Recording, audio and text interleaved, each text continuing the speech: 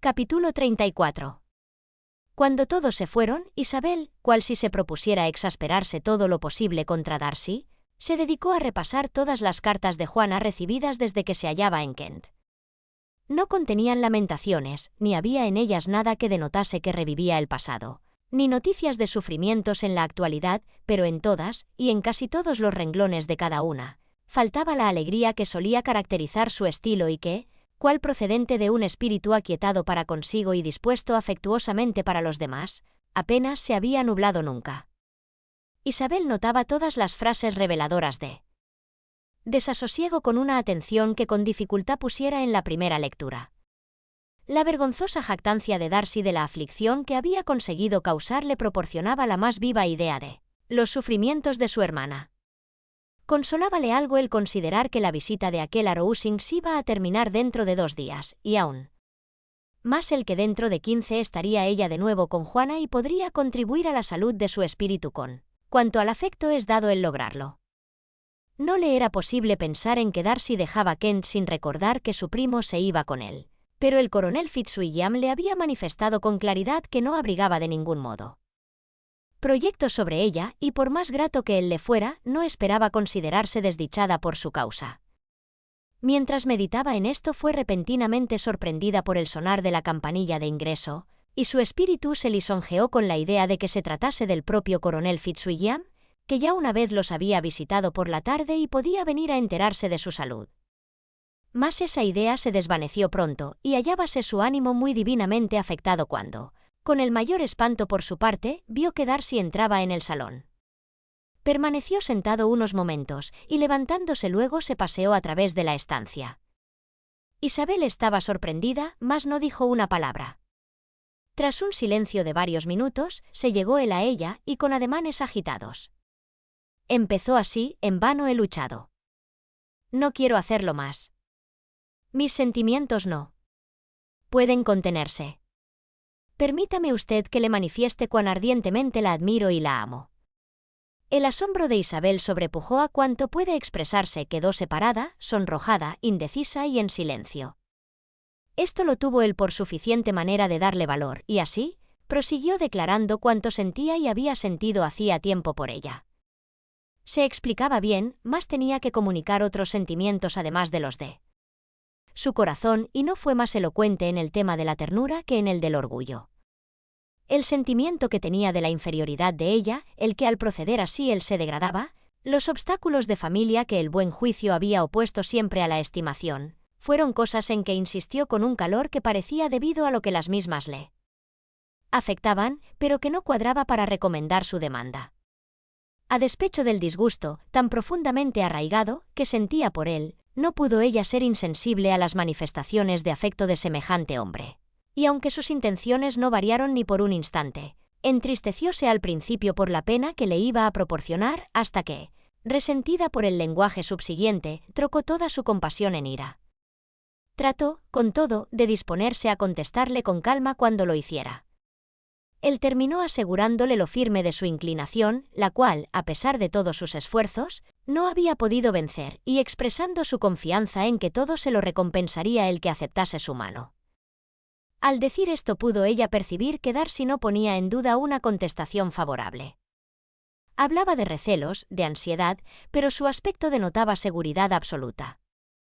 Semejante modo de expresarse solo logró exasperarla más, y cuando él cesó, enrojeciéndosele a ella las mejillas, le dijo: en casos como este creo que es costumbre establecida manifestar agradecimiento por los sentimientos expresados, aun habiendo de devolverlos con desigualdad. Natural es ese agradecimiento, y si pudiera yo experimentar gratitud le daría a usted las gracias. Pero no puedo, nunca he ansiado la buena opinión de usted, y usted lo ha reconocido sin querer. Siento haber ocasionado penas a nadie, mas ha sido inconscientemente de todo punto, y espero que sean de escasa duración. Los sentimientos que según usted dice han retrasado durante largo tiempo mi conocimiento de sus intenciones no. Será difícil que venzan esas penas tras estas manifestaciones que hago. Darcy, que estaba apoyado en la mesa, con los ojos clavados en el rostro de Isabel, pareció recibir sus palabras con no menor resentimiento que sorpresa. Su tez palideció de ira, revelándola turbación de su ánimo en todas sus facciones. Luchaba por parecer mesurado y no abrió sus labios hasta que creyó haberlo conseguido. Ese silencio fue terrible para Isabel. Por último, con voz reprimida con esfuerzo dijo él: ¿Y esta es toda la contestación que he de tener el honor de esperar? Quizá pudiera desear que se me informase de por qué con tan escasa prueba de cortesía soy rechazado así. Mas eso es de poca monta, también podría yo, replicó ella, averiguar por qué con tan evidente designio de ofenderme y de insultarme me dice usted que le gusto contra su voluntad, contra su juicio y aun contra su modo de ser. ¿No es esta alguna excusa para mi falta de cortesía, si es que en realidad la he cometido? Mas yo he recibido otras provocaciones, usted lo sabe. Que mis sentimientos no hubieran sido contrarios a usted, que hubieran sido indiferentes o que le fueran favorables. ¿Piensa usted que alguna consideración podría tentarme a aceptar a un hombre que ha sido la causa de disipar acaso para siempre la felicidad de una hermana querida? Cuando ella pronunció estas palabras, Darcy cambió de color, pero la emoción fue pasajera, y siguió escuchando sin tratar de interrumpirla mientras continuaba: Tengo cuanta razón hay en el mundo para pensar mal de usted. No hay ninguna que pueda excusar el papel injusto y falto de generosidad que usted desempeñó en eso. No puede usted atreverse a negar que ha sido la principal sino la única causa de separarlos y de exponer al uno a las censuras del mundo por su capricho y volubilidad y a la otra a la burla por lo fallido de sus esperanzas, envolviendo así a ambos en la mayor desventura. Detúvose aquí y vio con no escasa indignación que él escuchaba con aire que arguía no hallarse nada conmovido por sentimientos de remordimiento. Hasta la miraba con sonrisa de afectada incredulidad. ¿Puede usted negar que haya hecho eso?, repitió ella. Procurándose tranquilidad, contestó entonces él: No he de negar que hice cuanto estuvo en mi mano para separar a mi amigo de su hermana de usted, ni que me regocijo del resultado. He sido mejor con él que conmigo mismo. Isabel desdeñó aparentar que notaba esa fina reflexión, pero su significado no se le escapó, y no fue a propósito para reconciliarla. Pero no es meramente en ese asunto, prosiguió ella, en lo que mi disgusto se funda. Su carácter de usted se me había revelado ya en el relato que recibí hace muchos meses del señor Wickham. En esta cuestión, ¿qué puede usted decir? ¿Con qué acto de imaginaria amistad puede usted defenderse? ¿O bajo qué falsedad le es permitido imponerse a los demás? Toma usted vivo interés en lo que afecta a ese caballero, dijo Darcy en tono menos tranquilo y con subido color. ¿Quién que conozca las desgracias que ha sufrido puede dejar de interesarse por él? ¿Sus desgracias?, repitió Darcy desdeñosamente. Y sí, sus desgracias han sido grandes en verdad y por usted, exclamó Isabel con energía. Usted le ha reducido al presente estado de pobreza, de relativa pobreza. Usted ha marchitado las esperanzas que debía usted saber que le estaban reservadas. Le ha privado usted en los mejores años de la vida de aquella independencia que no le era menos debida que merecida por él. Usted ha hecho todo eso. ¿Y aún es usted capaz de recibir la mención de sus desgracias con el desprecio y el ridículo y tales?, exclamó Darcy, paseando con apresuramiento por la pieza. ¿Tal es la opinión de usted sobre mí? Esa es la estimación en que usted me tiene.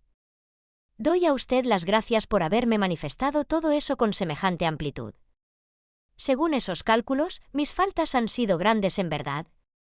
Pero quizá, añadió deteniéndose y volviéndose hacia ella, esas faltas se habrían pasado por alto si su orgullo de usted no se hubiera ofendido con mi honrada confesión de los escrúpulos que durante largo tiempo me impidieron tomar una resolución. Tan amargas acusaciones habríame suprimido si yo con gran política hubiera ocultado mis luchas, lisonjeando a usted con la idea de que me había visto impelido a este paso por inclinación y sin reservas, por mi dictamen, por mi reflexión, por todo. Más aborrezco el disimulo de toda especie.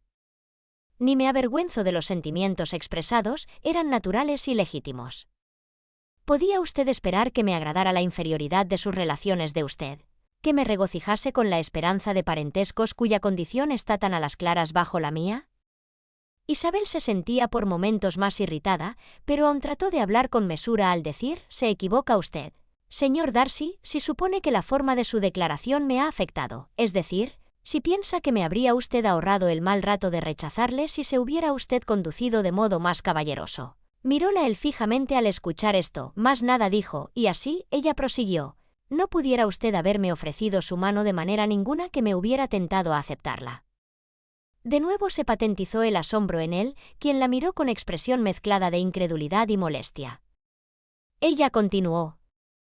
Desde el comienzo mismo, casi puedo decir que desde el primer instante de mi relación con usted, sus modales, que me imprimieron la más arraigada creencia en su arrogancia, su vanidad, su egoísta desdén a los sentimientos ajenos, me parecieron tales que al punto asentaron los cimientos de la desaprobación que los sucesos posteriores han convertido en desagrado firme, y aunque no le hubiera conocido a usted sino hace un mes habría pensado que era usted el último hombre del mundo con quien yo pudiera decidir casarme. Ha dicho usted más que suficiente, señorita. Comprendo perfectamente sus sentimientos y solo me resta avergonzarme de lo que han sido los míos.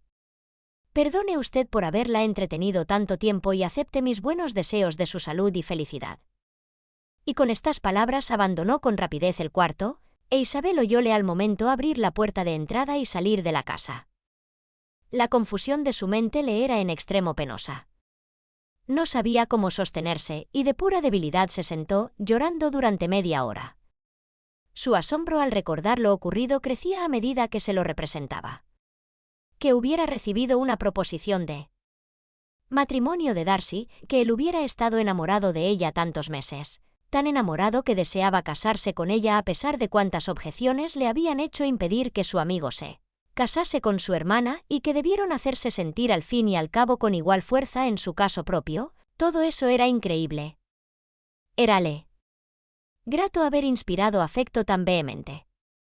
Pero el orgullo de él, su desvergonzada confesión de lo que había hecho con respecto a Juana, su imperdonable descaro en reconocerlo aún sin poder ofrecer justificación, y el modo insensible con que había hablado de Wickham, su crueldad contra el cual no había osado negar, pronto prevalecieron sobre la compasión que la consideración del asombro de él le había excitado por un momento. Continuó con agitadísimas reflexiones hasta que el ruido del coche de Lady Catalina le hizo percatarse de cuán mal se hallaba para recibir a Carlota y se apresuró a volver a su cuarto. Fin del tomo primero.